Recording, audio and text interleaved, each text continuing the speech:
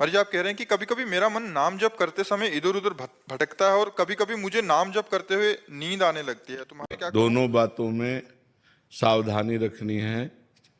जब हमारा मन नाम को छोड़ करके जहां जाए वहां वहां से हटाकर नाम में लगाना है।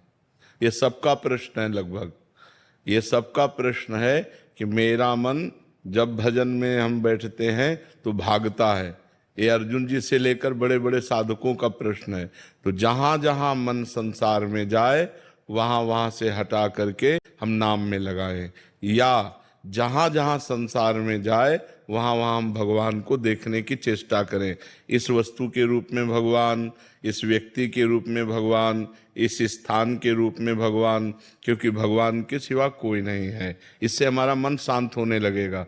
जहां जहां जाए वहां से हटा के नाम में लगाना, या जहां जहां जाए वहां भगवान को देखना। और तीसरी बात, अगर हम कुछ नहीं कर पा रहे हैं तो नाम पर ध्यान दें। तो हमारे मन से सब कूड़ा करकट निकल रहा है, जो गंदी बातें हमारे मन में भरी थी वो सब डिलीट हो रही हैं नाम जप के द्वारा। ऐसी भावना करें तो मन निर्मल होकर, ये 3 साधन बताए, इससे मन आपका एकाग्र होने लगेगा।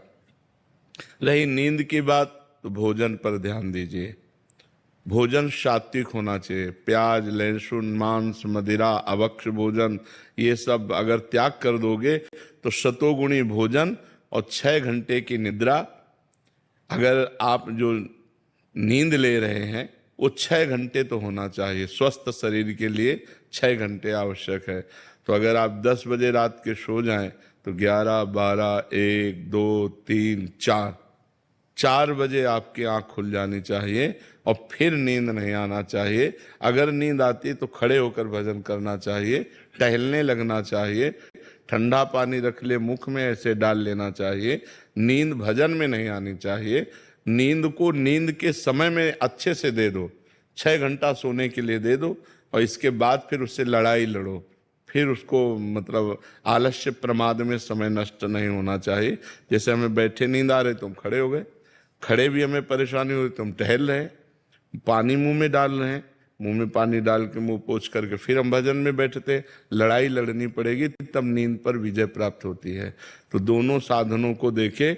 मन जो बार बार भागे तो इन साधनों को, और जब नींद आवे तो ऐसे। पर भोजन का सुधार कर ले। तमोगुणी भोजन पाने से फिर भजन में नींद आएगी। बासी नहीं पाना, बहुत लाल मिर्च नहीं पाना, बहुत तेल के नहीं पदार्थ पाने, और ये अभक्ष पदार्थ जो त्याज्य हैं उनको नहीं पाना। इससे सतोगुण बढ़ेगा, सतोगुण से नींद नहीं आएगी। नींद आती है तमोगुण से। निद्रा आलस्य प्रमादोत्तम तत्तामस मुदाहरतम।